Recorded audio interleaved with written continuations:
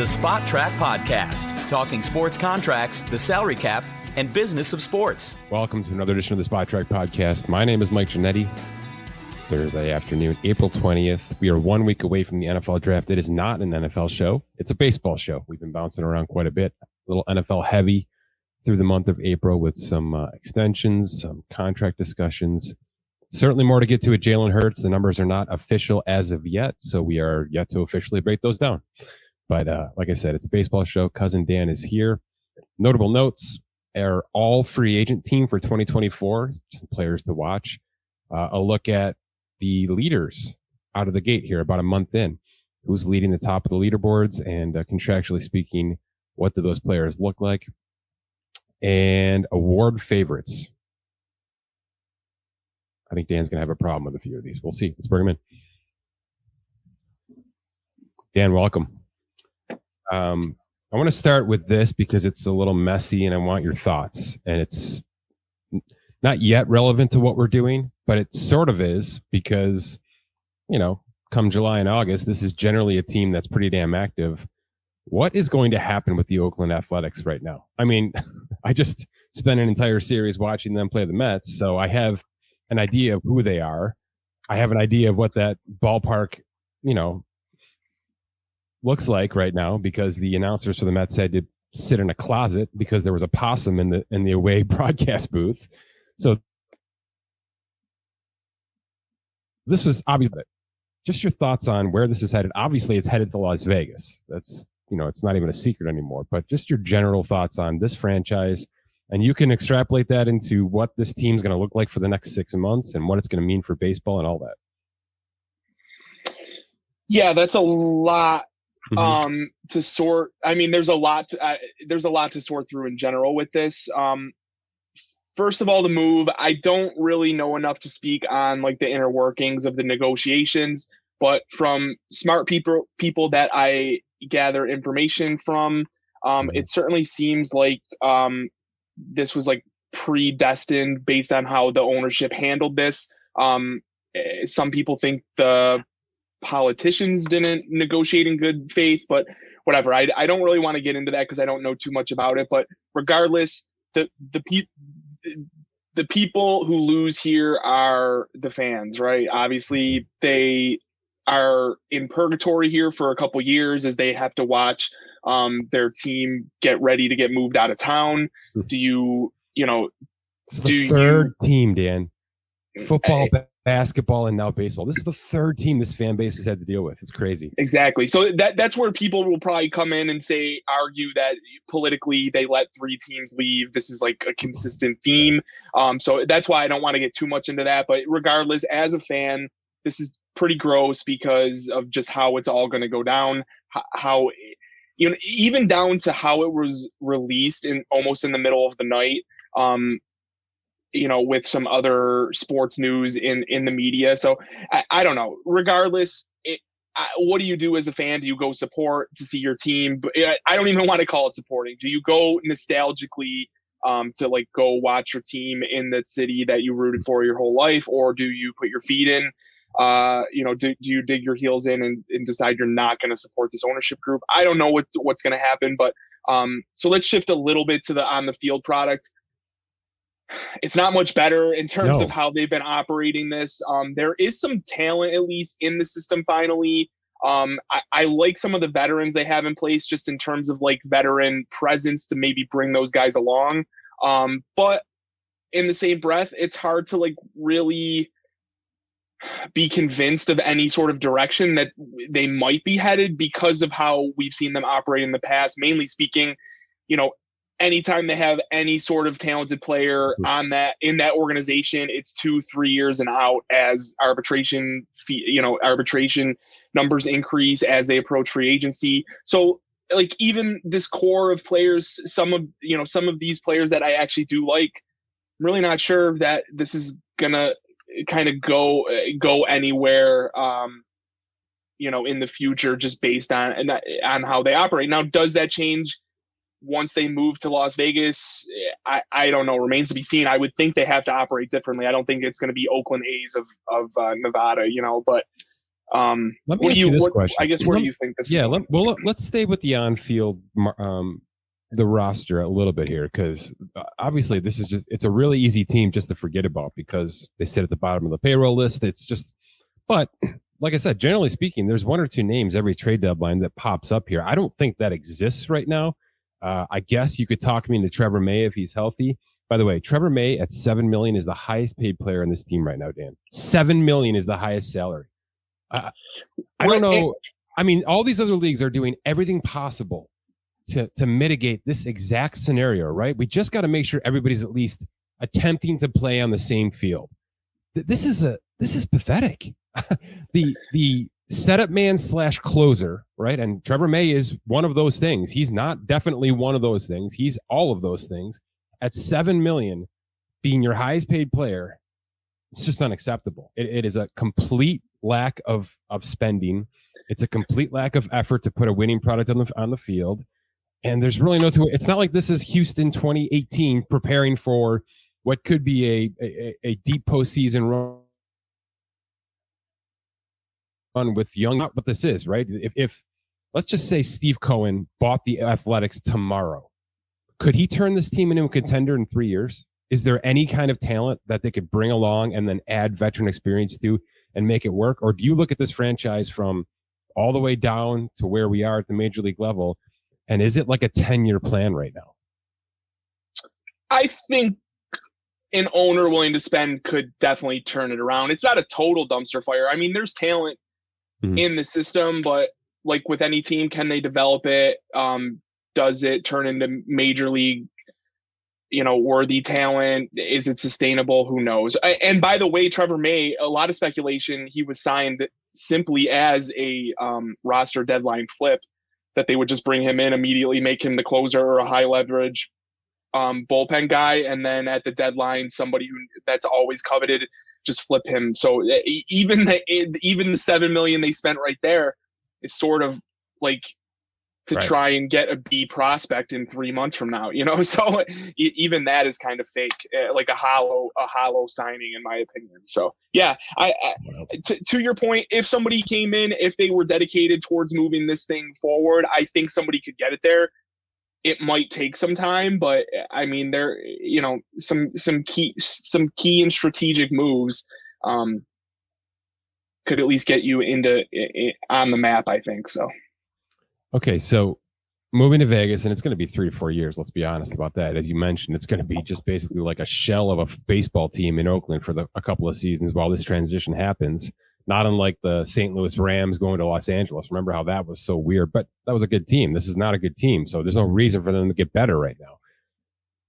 This owner, from what I've read, and again, it's been 2 hours of reading on something that's going to last years before we get to the solution, but it sounds like this was about the stadium. There's a stadium, there's land and a stadium build available in Las Vegas. That's going to happen. But it seems like this ownership is going to retain the team with this move, Dan. Is that correct? Is that what you're assessing as well? That's at least what I've heard. I wouldn't put it past them as like a flip once they get it to Las Vegas. Probably the value then catches up with some of the more middle to maybe. That's exactly how I'm reading it too, Dan. That doesn't moving the team immediately improve the value, which and then immediately would then probably spark some interest in this ownership getting rid of it. I guess what I'm saying without saying it is, how do we get this team better? And I don't think having this owner is going to be the answer, and even no matter where they exist or have home games. You know what I mean? So I'm hoping that this is step one to a improved valuation on the franchise, which essentially leads to a sale, which gets us to an organization that can at least pay for some pitching and pay for some hitting, because they're doing none of that right now. Yeah, I agree. That's why I think I would not put it past them that this organization for many years has operated with the bottom line in mind. So for them to kind of flip a switch and be different once they move, I'm not really sure about that. And I could see them just wanting to cash in what they were able to pull off with this move. So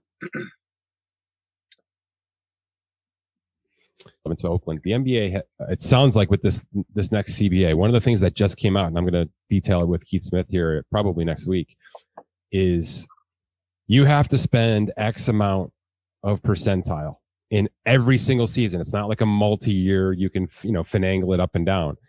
Every year you have to spend X percent. And if you don't spend it in a given year, and by the way, it has to be on the books to start the season. So it's not like you can limp into the off season, make a couple of trades or sign a player off the streets to an absurd salary and then get yourself to the number that you need to get to by October 1st to sort of resurrect this rule. Basketball is basically saying your off season has to be potent enough so that you have a roster spending X percent of the apron of the luxury floor. And if you're not there, you do not participate in revenue sharing for that season. Now that could be directly translated to Major League Baseball, could it not? Because revenue sharing is what these small markets absolutely live for. In fact, I think it's specifically what the Oakland Athletics owner bases the ownership on, right? It's why he's here, because he knows he can pull down money from the big boys, spend a little bit here and there, sell some beer, throw a couple of hot dogs down some throats, do nothing with the stadium, literally nothing, and just, sell traditional baseball to a fan base that wants anything right now, which is basically that's the only game in town, unfortunately. So I would love to see something like that come to Major League Baseball. They didn't even get close to it in this latest iteration of a CBA. So I just wanted to point that out there, that the richest leagues in sports right now are doing this with their poorest teams, and their poorest teams are already spending.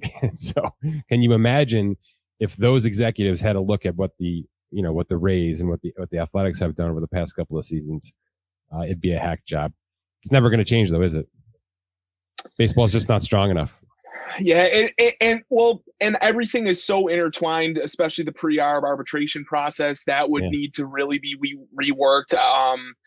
Or else, right? There's nothing saying you can't have 26 pre-arb players. You're right. There's no rule against it. Right, and just that those salaries, specifically arbitration, I guess that those are a little bit closer to true free agent value rather than X percentage of it. While so them making more while they're sort of producing more, if you will. Because I do think I think there are some unintended consequences. I know I've alluded to this previously, but there are some unintended consequences of a salary floor, where like in the NBA, I don't know the inner workings of how the NBA works, but from my understanding, the seventh or eighth guy on an NBA team could be making $10 million pretty easily, where, I think the unintended consequence here would be like the 20th best pitcher or the 10th best pitcher signing a free agent contract. Instead of it being 3 for 40, does it turn into 5 for 100 then, or something like that, where like those guys don't truly earn that, but at the same time, if they have been underpaid their whole career, do I really care if they're being overpaid later in their career? Not really, but like from a value production perspective, I think there's like a little bit of a ripple effect that we would see if we do like with the institution of some sort of salary floor. But kind of like what you said, I think we would need some major changes to the salary structure of the league, and I just don't see it ever getting there, just based on what you just said with that we just had a major almost work stoppage basically, and very little was changed because of it. So I don't see a lot of movement. I always think of Chris Davis with the Orioles when you talk about things like that. That's exactly what happened, right? Exactly, right. And we see that in some other play. Like I know Brandon Nimmo is a fine player. I know I alluded to it earlier though, but like was he in a vacuum? Is he worth the contract he just got, or was it inflated because he's the only center fielder on the market last year? We might see that this year with some free agents that we'll talk about a little bit later.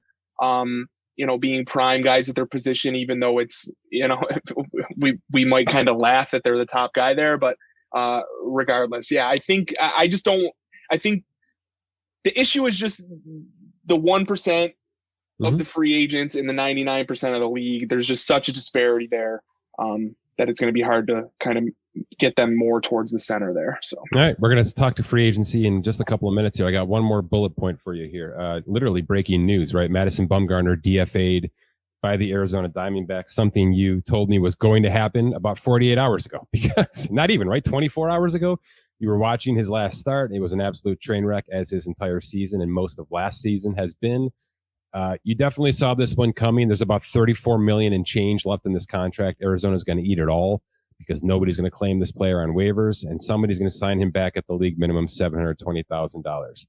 I'll give you two talking points here. Is he toast? And if the answer is kind of not, give me a couple of teams that this guy's going to fall on in the next couple of weeks here. Well, I personally think he's toast, or as close to toast as you want to call it.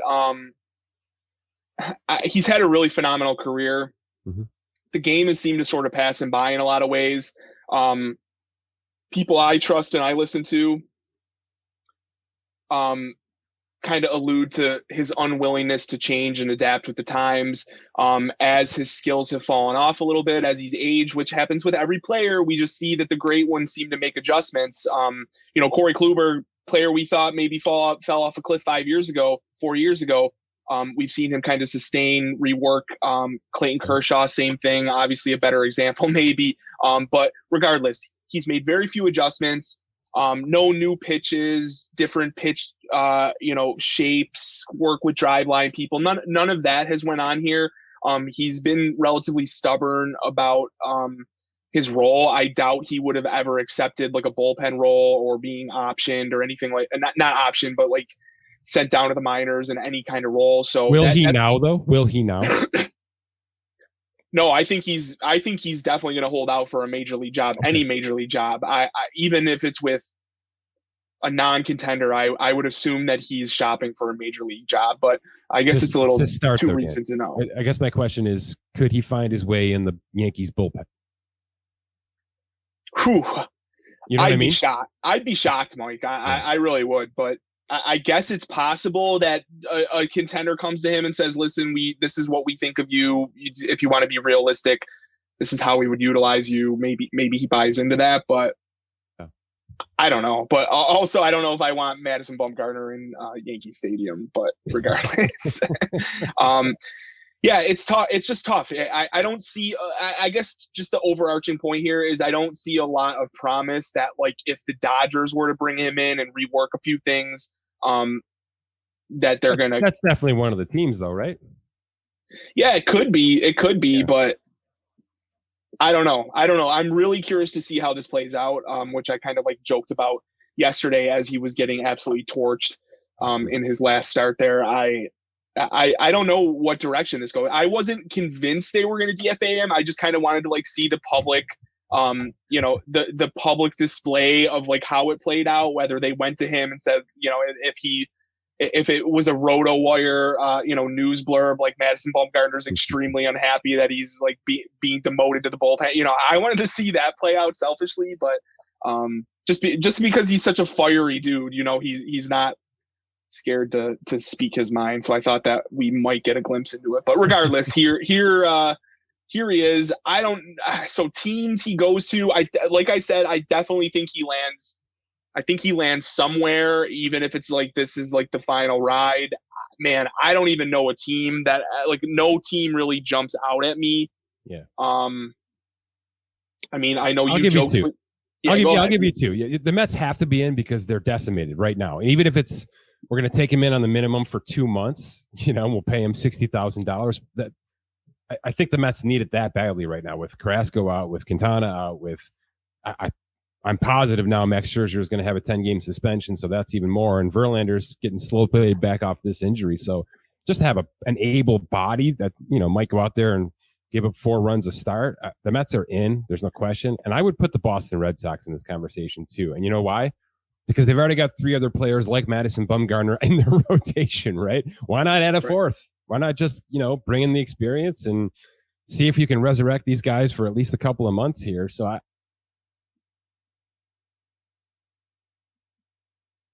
I think those two make sense. It would take him going east. I know he's been west for a long, long time. So, maybe geographically the Dodgers make a little bit more sense, or the Angels to that regard. But I think your inflexibility stuff is interesting with him, because I wonder how much of that actually comes out in the locker room or comes out in, pitching progressions and stuff like that, right?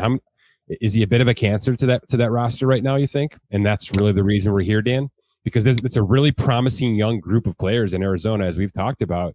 And I wonder if this isn't just about, a 47 ERA, if this is, hey, his attitude is actually hampering our ability to be young and fun and exciting right now. And by the way, just speculation. I know absolutely nothing about it. Right. I was just going to say the same thing. I mean, it's tough to allude to that. Could I see it be like with this core of young players? If there's negativity there, I could see them being ready to move on, especially since he gave them plenty of reason. This wasn't like a controversial move. I think a lot of people who are following along saw this coming in some degree soon. So, it could definitely be in play without speculating on, the inner workings or the atmosphere and what kind of teammate he is. I mean, I'm sure he probably there is some intangible to having a World Series winning pitcher there, but I mean, it's like we see his personality come out at certain times, and it wouldn't shock me if there's more to it.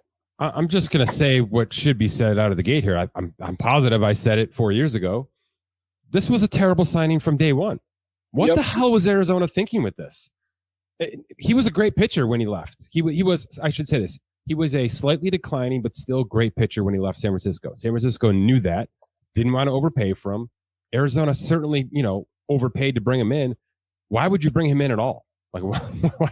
They were 4 years, away from being 3 years away at that point in time. They were absolutely not even close to being a semblance of a roster, still making some of these draft picks that are about to come to fruition in the next 18 to 20 months here. So I just didn't understand it. It's like signing a starting quarterback and all 5 of your offensive linemen are about to hit free agency. You know what I mean? Like, what are we doing here? It doesn't make any sense. So I said it then. This is just 3 years of awkwardness, in my opinion, and a hell of a lot of money paid out to get to where we are today. So if he's frustrated, it's kind of his fault for signing there, in my opinion. Now he's got, a ton of money in his pocket because of it, but I think there were definitely better homes for him in 2020 when this thing all went down. But I'm not going to tell somebody not to go out and make $85 million. No question about that. Yeah, you're not wrong. Him leaving San Francisco, he still was looked at as a pretty premier pitcher. Right. I think the extra stuff was on the trajectory that people were like, the cliff is coming, it's coming. And then it hit pretty hard his first year in Arizona. He was pretty atrocious. I guess this, though, Dan, let me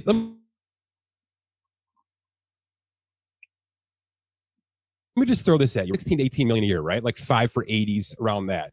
Robbie Ray got a little bit more because he peaked at the right time. But my point is, that's kind of where Bumgarner was after 2019. He was in that camp, kind of like a tier 2, slowly sliding towards tier 3 pitcher in this game, which is still valuable, right? There were still 15 million plus available to him out there from good teams, right? So when I say that he got overpaid a little bit, my thinking truly is there was probably a really good team offering him 5 for 60 or 5 for 70, maybe even 5 for 75. And he took a couple million more, to join an Arizona team where he was just going to be swallowed up as a veteran pitcher and kind of the grandfather on the roster. It was weird.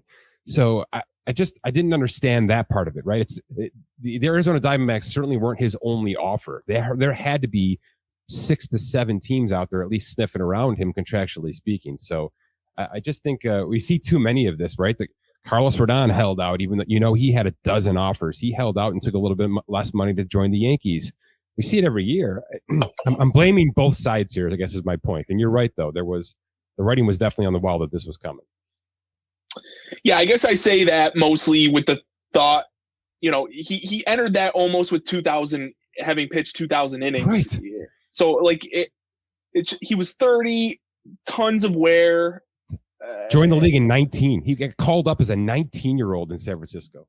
Exactly. So that's my point here, is that like there was there was almost nothing that signaled this is like a premier signing, but I think like certain organizations with maybe not the right pieces in place were probably interested and just looked at like, this is like a front end starter who can give us close to 200 innings for the next couple years.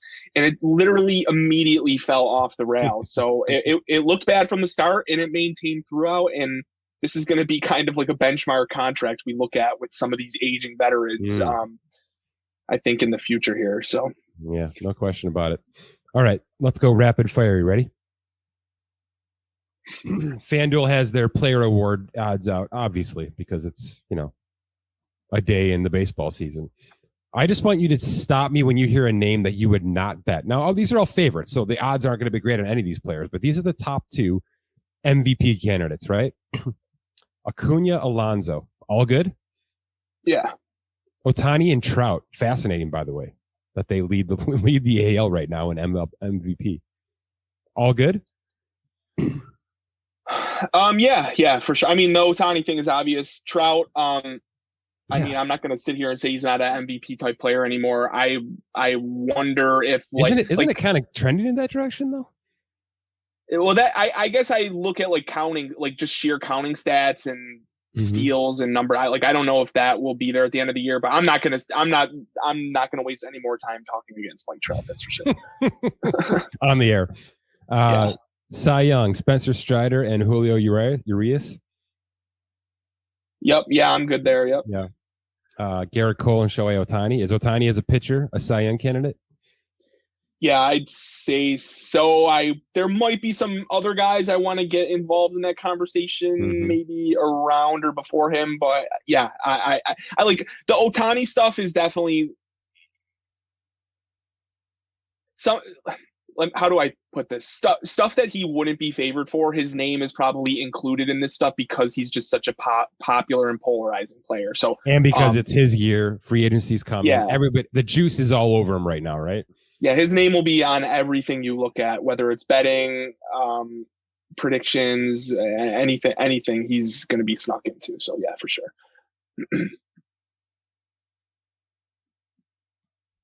Much lead dogs. That's where it's going, right? Yeah. Yeah, I thought so. Home run champ. Would you bet one of these 3 to have the most home runs at the end of the year? Aaron Judge, Pete Alonso, and Matt Olson. Or do you think somebody comes out of nowhere here? I mean, just off the top of my head, the only other person I'd probably throw in is Jordan Alvarez, just because he's the most terrifying hitter. I think he's maybe the most intimidating hitter in all of baseball. What is my measurement for that? I don't really have one, but nonetheless, yeah, I would throw him in that conversation. Otherwise, yeah, good with that as well. Yep. Okay. Couple of names there are pending free agents. Let's get to it. We've got our all free agency roster for 2024 kind of put in place right now. This was sort of off the top of our head, but there's certainly some statistics now behind it that at least help us get here, especially with the relievers, which is always a bit of a crapshoot. It could be a pretty nice year for starting pitchers again. We're seeing 2 or 3 really nice names get there for one reason or another. Obviously, Ohtani is going to be at top of every list, no matter what, unless an extension happens, and I'm not counting that out. But Urias for the Dodgers and Aaron Nola, who's banged up with Philly, and that Phillies team is as bad as you thought they were going to be. By the way, they're going to struggle to hit 500 this year, which is probably even more reason for Nola to hit the open market. Those are unquestionably the top 3 outside of Max Scherzer punting on his player option, which I don't know. I guess there's a world where that happens. Just talk me through these starting pitchers here, Dan. Just in terms of them being available, you can leave Ohtani out of it because it's just impossible to think about him financially with in comparison to some of these players. But do we have a $200 million pitcher sitting here on this list? Off the top of my head, I think Urias and Aaron Nola both could definitely get in that. If Nola is healthy, I think for sure. I think Urias no doubt clears that. Okay, so we're talking like a Garrett Cole type contract then. Yeah, possibly. I mean, the age is right. I think there are a lot of extra things there that he could climb over 200. I think he's somebody's ace at the end of the day. Is that a fair assessment? He's sort of been, the guy behind the guy in LA for a while. He knows that he feels that way. He wants to be paid as an ace, right? Yeah, definitely. Like this, I had said this in our preseason predictions. He was one of my favorite guys going into this as like the dude who was going to get a contract but just could explode this year. And a lot of that is just contextually speaking, the Dodgers lost Walker Buehler. Clayton Kershaw is, around 150 inning max type guy this year. They were already gonna rely on guys like Michael Pepio, Michael Grove, like some young guys that are not even on the 40-man roster yet, Bobby Miller, so high end prospects like that. Like, they have good, talented arms there, but they really don't have a glue guy that just keeps it all together. And in the past, Urias has been a guy that like Dave Roberts has sort of played games with. 5 innings, he's at 72 pitches. Why is he getting pulled right now? Well, because they have a stone cold bullpen. That was why. Well, now their pitching strength is a little bit carved away here with some of these recent injuries and circumstantial things that have happened that they really were they needed to lean on him coming into the year. We've seen it happen. His strikeout rates, he was really never like a strikeout and inning type guy. Previously, he hovered around there, but never really cleared it. He's sort of getting more into the elite territory now. This is like my prime guy that could just like stone cold explode and get paid in this upcoming offseason, in my opinion. I think he is the number one pitcher on the market beyond Ohtani. That's my 2 cents. I mean, Aaron Nola is Aaron Nola. I think there's some greater injury concern there that if you just put those two side by side, I would pick Julio Urias, but that's just me. So I listened to the argument on the other side. And there's an age difference, 3 years age difference between those two. So that makes sense. Right. That's what I mean. When you look at all of the pieces are like a plus for Julio. Another, like all of them are, there's very few things like detractors that I would say I don't buy into him. So yeah. How about a player about to hit free agency after 4 arbitration years, under 27 years old? That is kind of a dream scenario for every single franchise out there, right? So if this guy stays healthy, you're right, he's going to max out. Marcus Stroman is essentially the most efficient pitcher in the game right now somehow for a couple of weeks at least. The player opt-out seems inevitable at this point, even though Chicago's kind of humming here, right? Yeah, I almost don't see how he doesn't opt out. Yeah, I mean, not much more needs to be said. I mean, I feel like he did this in his final year with the Mets, which got him this contract with the Cubs. He was just like, he was really good his rookie year in Toronto. Then he had a couple middling years where everyone just like wanted to see the talent that we had seen in prior years, but it never really came through. And then he kind of had just like an explosion year. His final year with the Mets, gets this contract with the Cubs. Yeah. Didn't have the best year last year, but then again, we see in a potential contract year that he explodes a little bit here. I mean, either way, it's not a huge deal because he would just get back on the market the following year. It's not like a multi-year opt-out. But yes and no, Dan. I mean, it's a $21 million player option next year, which is $4 million less than he's making this year. So, I don't think anybody in the world expects him to take a pay cut, except we just don't really have a precedence for 31, 32-year-old starting pitchers re-upping at a good price, right? I mean, Hyun-Jin Ryu got $20 million a year, 4 for $80 to join Toronto. I don't think they're happy with that price tag now, looking back, on his injury situation. Yeah, Evaldi has got a couple of $17 million per year contracts in his 30s, and he's been kind of tossed around on them. I just don't. I think if the expectation is I'm going to get more per year, that's wrong. This is about opting out to get a multi-year guarantee, right? So it might look like it might be $18 million a year for Stroman over 3-4 seasons. And when you talk about, $60 million guaranteed, that's the right approach. But, if you're looking at his opt-out and saying, why is he opting out of a $24 million per year contract? It's because he needs multi-year security, not just 1 for 21. So I just wanted to get that out there, that especially with pitchers in their 30s, and we just had the Bumgarner conversation, right? You're just not seeing those kind of contracts hit, with the exception of Max Scherzer. Is Max Scherzer going to opt out of 1 for 43.3, Dan? Is there another multi-year contract in his future, or is he year to year from here out? Honestly, I don't even know how to value these players anymore. Historically, player options typically don't get picked up because the player has many avenues to increase their value on their next contract. This is one where I think his single year value is so high, and if he does have lingering injury issues this year where he doesn't put in a full season, and coupled with the fact that the Mets are a contender, he might just want to run it back again with the Mets next year. So he's all like, I think what we're trying to say is the grass. If the grass is greener somewhere else, it's not that much greener at this point in his career, and just at the depth that he's swimming in, of the depth of the market that he's swimming in at $43 million a year.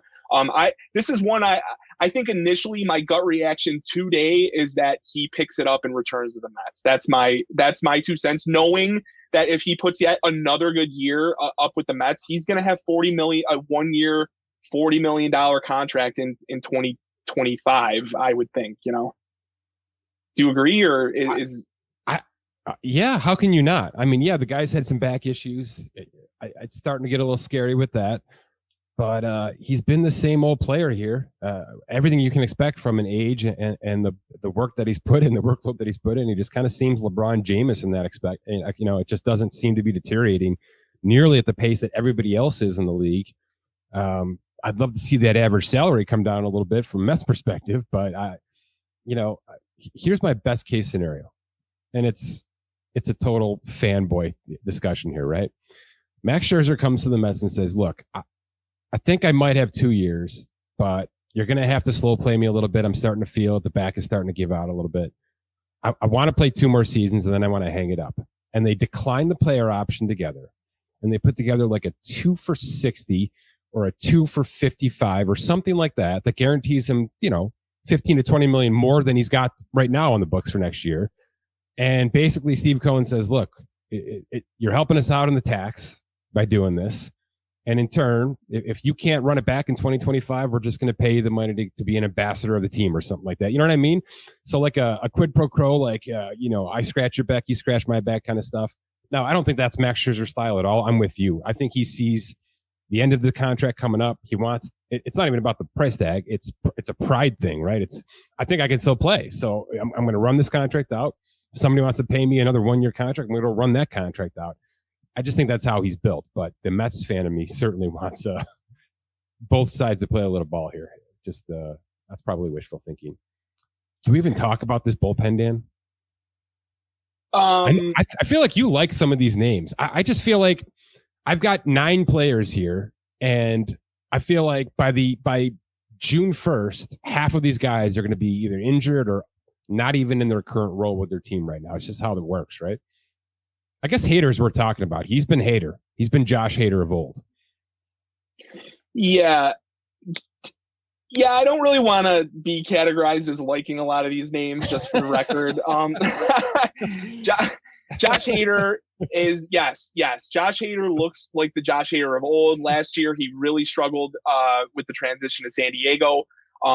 The velocity, the spin stuff, like all of that followed that too. He was legit bad in San Diego. He lost the closer job at a certain point, and just muffed a bunch of saves down the stretch for that team. Regardless, he looks incredible again this year. I have to assume, unless something really changes down the stretch here, he's going to command a pretty nice contract, maybe not in length, but at least in term. I would think somebody wants to pay him pretty handsomely to be a closer. We're seeing what much lesser talents are getting paid to close. So I think Hader would be right there. David Robertson is a guy I don't mind as like a high leverage guy. I think he's miscast a little bit as the Mets closer, but we all know why that is the case. It's not like they paid him to be the Mets closer. They kind of he's actually serving the role that they brought him in to be. The backup closer. Yeah, exactly. And high leverage if Edwin Diaz was healthy. So beyond that, I mean, my favorite name on here is probably Wandy Peralta, who was just kind of mowing guys down. His early numbers really look great for the Yankees. Beyond that, I mean, like, I don't really want to go to bat for anyone. Michael Fulmer, I will give credit, has sort of resurrected his career now as it's hard to say that through 3 weeks, resurrected his career, but he's looked good as a closer in Chicago. Beyond that, these guys are just kind of arms. Real quick on Hader, just kind of running through his arbitration numbers, right? Something we can do now percent wise. It seems like the floor is about 18 for Hader, 18 million per year, which is Liam Hendricks, which is a couple of closers. I think Kimbrel got around there at some point in time on his second last contract. Diaz is at 20 and change now. This 14-1 in his final year of arbitration, the salary that he agreed to this past season, it pushes him past Diaz's valuation. Is that where you think this is headed? Has Hader done enough? I know he had that fall off, but I think 75% of this resume is probably best closer in baseball still, right? Yeah, I definitely think so, and we should probably at least point out that earlier in his career, he wasn't the stone cold closer there when they had Corey Knebel. He was more of a high leverage guy, so the saves aren't attached with that, which might kind of lower his ceiling in our system, from a projection standpoint in our system and other systems that try and project arbitration salaries. So yeah, we call it 14. It theoretically could have been higher if he was a closer his entire career. So yeah, I agree with you. We don't really bona fide closers are sort of like a thing, like a dying breed, if you will. And I still think they are coveted enough that he should command a pretty good contract, and it will probably be in the range of Diaz. I don't really know if I think he clears that number per se, but it's right there, if not. Just a little bit lower, that's fair enough. Let's run through this roster quickly here, because I don't think there's too much to say about most of these players. Our catchers are Yasmani Grandal. I've got Mitch Garver in there as well. He's having a nice start, though he's banged up with Texas. That Texas team is funky, as you and I have talked about, and I think average players can start to look above average when you start to put the 9 players around them on a daily basis. That's what's happening there. Rhys Hoskins, first base. That's the best available first baseman. We both agreed on it. He's going to miss the entire season with a nasty knee injury. What's that going to be like? Is he going to come back on the qualifying author or something like that, Dan? Good question. I don't know. I didn't think about that necessarily. I wonder with how much money they have invested there in Philly, if they want to spend that much on a first baseman coming off of an injury like that. I guess this sort of speaks to the lack of talent elsewhere that would be available at first base, in my opinion, rather than just like he's the bona fide guy that you got to have. But at least coming off of a pretty significant knee injury should in theory be a little bit easier for a guy who plays first / DH. So that's kind of why we included him here. Okay. Yeah. I think he's the number one guy. Yeah, for sure. And I think he is, historically he's a pretty set it and forget it 30 and 80 type hitter in the middle of your order, which I think is going to be valuable. And there's not anything even close to that. I guess the way I look at it is it's not like the Phillies can tank. They can't rip it up. I mean, they went as big this year as they did the last 2 off seasons with Dombrowski at the helm. So I think if you can get Hoskins back on the qualifying offer, which should be about 20 and change this year, it might be a good for both sides situation. It gives him time to slow play back that knee injury. When he's available, he can go back out there and try to establish himself in that lineup, which he certainly has had success in. So that's my initial prediction on what happens there. Whit Merrifield's going to opt out in Toronto. My God, there's so many great names associated with Toronto right now that need a contract. Most of them aren't even up for free agency here. We got Merrifield, certainly Matt Chapman to get to. And I've even got Jordan Romano down this list here coming up here. Maybe the best closer in baseball. So let's start 2023. He's going to need a contract in a year and a half or so. Toronto's not going to be able to pay everybody. It's not a small market, but they have never acted like one of the biggest markets in the game either. But they've got enough talent right now, Dan, where if they wanted to overextend themselves, they could keep this thing at least 95% together for quite a while. Do you see Merrifield in their conversation, or do you think this is just I'm probably the best available second baseman? I'm going to go find a little bit more money, if not as a greater roster to have around me. I'd be shocked if they bring him back, not because of role, just replacement level and the price, etc.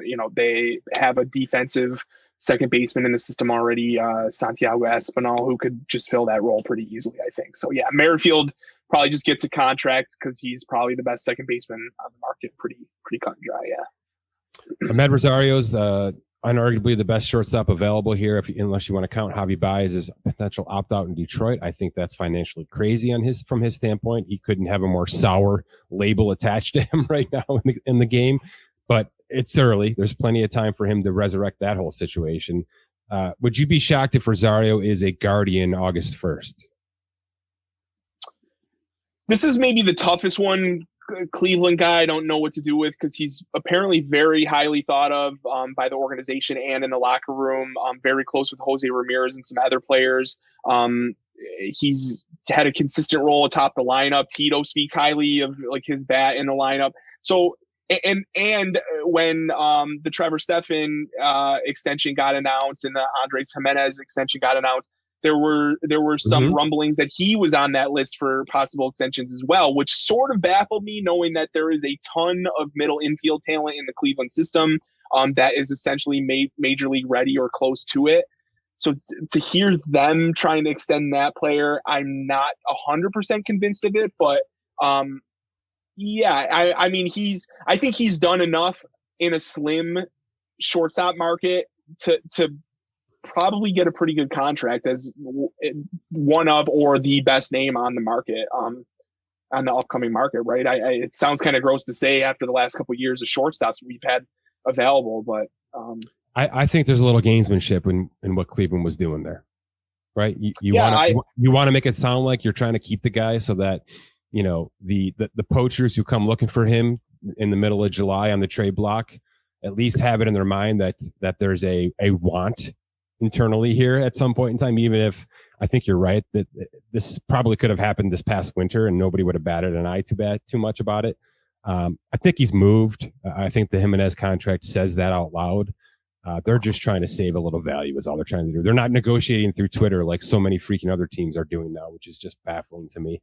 Matt Chapman, man. Go ahead, man. I just will say real quick, if they do re-sign Ahmed Rosario, extend him, watch out for a big trade because they have a bunch of middle infield talent that, like I just said, major league ready. It's got to get consolidated at some point, or it's just going to expire.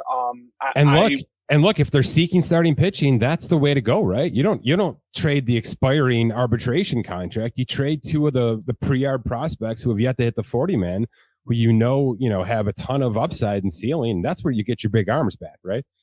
Right, and I don't even know I don't even have a name because it's probably a name no one's even considering at this point, because we know Cleveland would, if they're going to go that route, they would look ideally for someone with term left on their contract, not too high of arbitration numbers.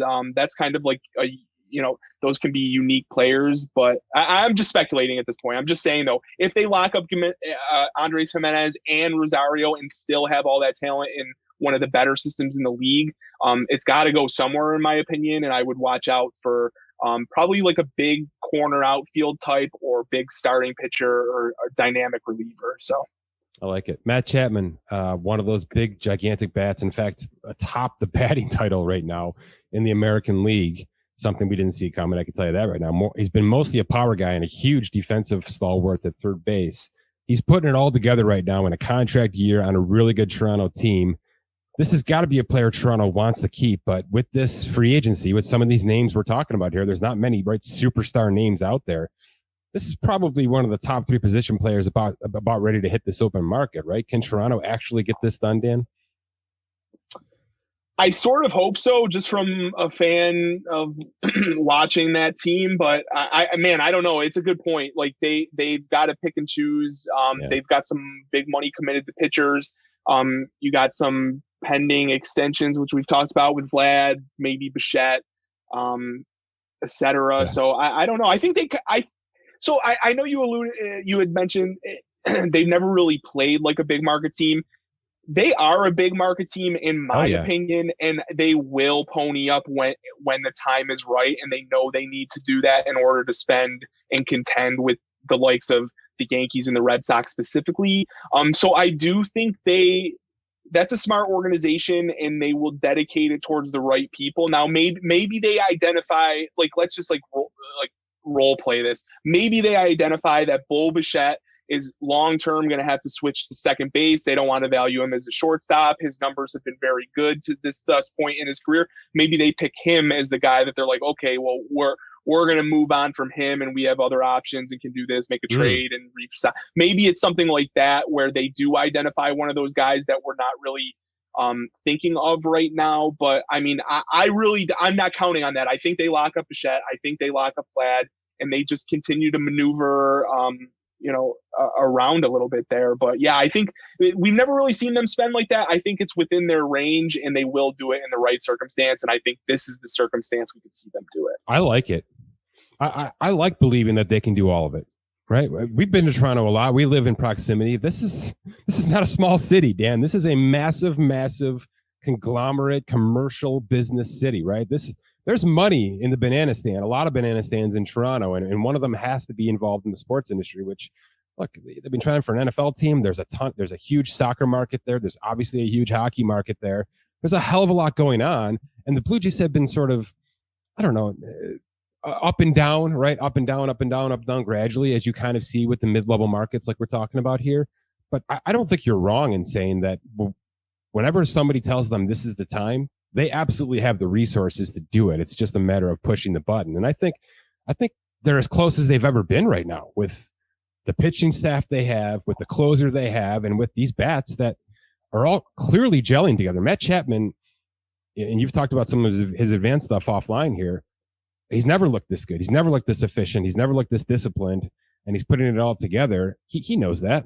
His agent knows that, right? So when it comes time to $25 million a year versus $21 million a year, right, which might be the Diamondbacks versus the Blue Jays offer at the end of the day, is he going to recreate himself in Arizona the same way? Probably not. So I think there's something to that. I like the idea of Toronto going all in. They're one of the teams, and I know you've already been doing it. I think everybody should be watching right now. I think they are fun. They are enigmatic. They kind of, not that you follow it at all, but they're kind of the Sacramento Kings, right, of Major League Baseball. There's a lot of youth. There's a lot of talent. They play really exciting baseball, and I think that's going to translate, especially come September and October when people actually give a shit about this sport. Yeah, I think part of the reason they're young and exciting, obviously. I loved the finesse of the moves that they made this offseason too, right? You move George Gurriel. Yeah. Right. So you move Gurriel in a deal. You move Springer away from center field because of injury concerns. You bring in two guys who can play center field in Kiermaier and Varsho, who was Varsho obviously coming over in the Gurriel deal. I think the Teoscar Hernandez for Eric Swanson swap was a very underrated move. Swanson, one of the better setup relievers in the league. Teoscar Hernandez, in exactly the kind of guy that a year ago we were looking at saying, look at all these guys they got to pay, and he's a guy they removed from the equation. There's concerns about his bat long term. He's a bona fide power guy, but going into his final year of arbitration, they were going to have to pay him or move on at some point here. I really liked that flip. They added left-handed bats, which was kind of like their Achilles heel last year. I think the pieces all fit together. They're in a window. They have four very legit starting pitchers, with like Kikuchi, who's had a really nice bounce back here. You have Nate Pearson in the minor leagues, who's been just lighting it up down there. So you have at least six good starters, with room to add, at the deadline. There's a bunch of guys that will be available. A really nice young offense that fits together well. I can't stress that enough. They added left-handed bats, moved their outfield pieces around. I really like what they have done with this roster, which is why I want to root for them as an exciting team, and just because I really like how they constructed this team and I wanted to work for them. So. Okay, I'll post this entire free agent roster on Spotrac.com after this piece. I want to talk about one outfielder before we go. Harrison Bader, he really hasn't made his 2023 appearance yet, right? And the Yankees are starting to get banged up like they tend to do after a couple of weeks, right? Stanton's going to be a month and a half or so. Severino and Rodon are both trying to get back, but I think I read today slight setbacks with both, so they might have to slow play that process. It's just, I don't know. It's kind of like a broken record. And I think when Bader comes back, you'll see a lot more jump in that lineup, even though they've been good. I'm not trying to knock the Yankees as they've had a good start, and Judge has been Judge and Cole has been Cole. This is the future guy, though, right? I mean, this is the next big contract the Yankees are going to put out there, right? Harrison Bader, center fielder for the next maybe 6 to 8 seasons. Who really? Wow. Dan, it's happening. Have you watched any broadcasts? No, actually, I don't really get Yankee stuff here, but they're pretty out loud about this is the guy. And it's really more about how the hell do we get Aaron Hicks off this roster versus how do we retain Harrison Bader? Well, it actually makes sense. I'm not shocked at like the thought process of it. Yeah. I guess because like they moved Jordan Montgomery for him. That was a big piece. We heard, or I mean, we've talked at length about how poor we think of a move that was in hindsight. But for a year and a half of Harrison Bader, he did add a lot to that offense last year. As soon as he went down in the preseason, we were kind of looking around like, really, Aaron Hicks is the next man up. Again, we're going to do this again. So yeah, I agree. He is obviously, he's an impact player and has a big role in that lineup. So I guess I could see it. And he's kind of the Brandon Nimmo of this upcoming free agent year, where he's the center fielder and there's not too much beyond it unless Tyler O'Neill is on the trade market or something like that. So. Can I just make one more statement? Because it's kind of a nice bow on this whole conversation. We've talked a lot about the rule changes over the past 6 months or so on the show, Dan. And I don't want to go back down that rabbit hole too deep here, but I've watched a lot of baseball. I know you have too. The speed conversation that we talked about with the disengagement rule, with the bigger bases, with all, the clocks, the advantages that hitters and base runners we thought were going to have. And while the numbers really weren't there in the minor leagues, we thought that at the major league level, there was going to be an impact. Are you with me that it's been a gigantic impact? That in 4 weeks, it has come immediately to fruition? Yeah, for the vast majority of the changes, I would say so. In the 80s and the mid 2000s? Yeah, I definitely think there's been a big impact thus far. I think maybe the shift stuff has been the less impactful, like the least impactful, which has been a little bit more surprising to me. But definitely the stolen base stuff has been really huge. Exciting to watch. So doesn't a player like Harrison Bader even become more valuable now? Yeah, right? Exactly. I mean, he was stealing 20 bases when the rules were against him. So I think you put this guy over the next 3 to 4 years, even if that's all he can give you through age 32. I think he's going to maximize his skill set in this current rule set. So I just don't think there's any reason why the Yankees don't pay him and keep him around for the long haul, outside of them having to overextend for a player like Ohtani, which I don't quite think they're in the market for, but I could be wrong. Anything else? Is there a team we should have talked about today that maybe next time we should get to? Toronto was on my list for sure. And Oakland obviously, put themselves on this list. Is there a team out there that maybe we should be considering for the next couple of weeks? Are the Angels for real, Dan? Are we going to fall down this freaking rabbit hole again with the Angels? I mean, I still don't buy it. I mean, no, me neither. Not for the long haul. 1 through 4 is maybe the best in baseball, but beyond that, it gets real thin real quick. Like Zach Neto is that was an interesting move. It smells of desperation. We really need to kind of jumpstart this lineup. They had nothing at that position previously. But he has like 26 games or something, like minor league games, very small sample. And they're already turning to him. I'm not saying it's undeserved. I'm just saying it seems a little premature to me. So regardless, I'm just not buying it. Quite honestly, they still have a pretty awful bullpen. And I have some questions elsewhere, but I don't know, man. I'll give you a team. I'll give you a team. We'll stay positive here. There's a lot of negatives out there, right? The Cardinals, negative start. Phillies, negative start. There's a lot of those kind of hanging out there right now. You kind of called this. We had an awkward conversation about this team in the preview show. And the Brewers have been destroying people. And they've been doing so with Woodruff out for half of this. Burns is now going to miss, I think, a little bit of time. If not, he'll be limited in what he's doing, especially with this contract coming up. And that's kind of the conversation, right? We thought they were going to be able to hang. You thought more of them than I did, but you thought they were able to hang. They might run away with this division at some point over the next couple of months here, based on if the talent continues to go and if Yelich really starts to look like the old, which there's a chance of that.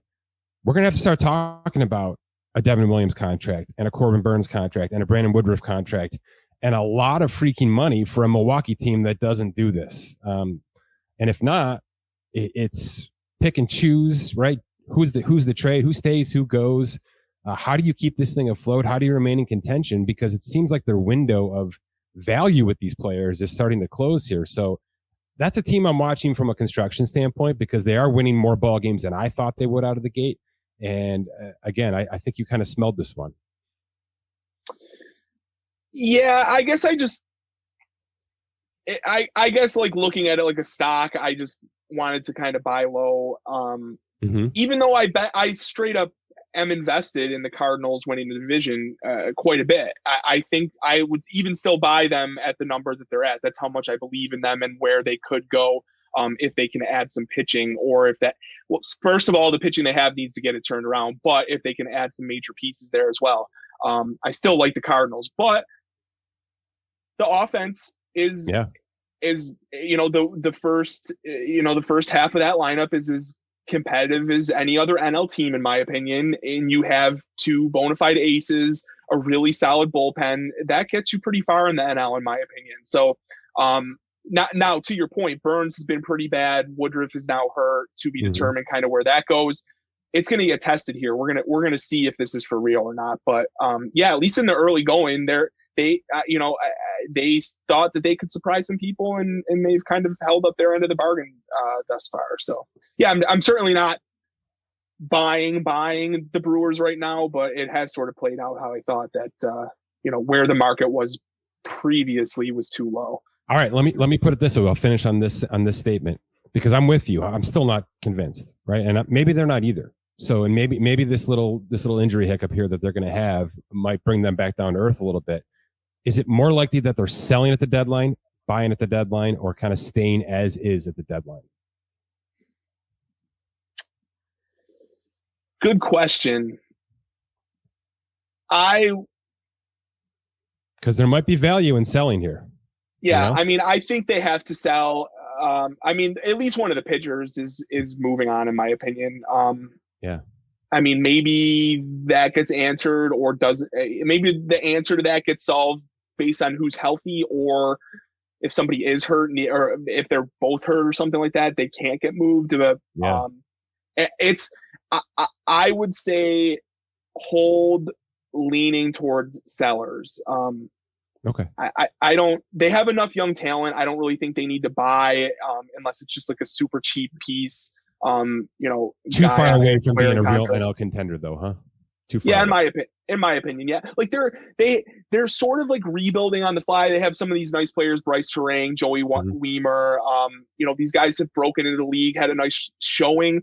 But they're not really, in my opinion, they're not the kind of guys to just like immediately keep them in a contention window. So I think it would be more reasonable for them to sell their aging pieces and kind of rebuild on the fly, working with Bryce Terang, those kind of guys, Garrett Mitchell, et cetera, and some pitchers that they have, coming up in the system. So I would put it like that. But I mean, they're not going to pull the carpet out from under them if they have a 5-game lead at close to the deadline, right? So yeah, that's what I mean. Definitely a team to watch. All right, man, good stuff. All right, thanks.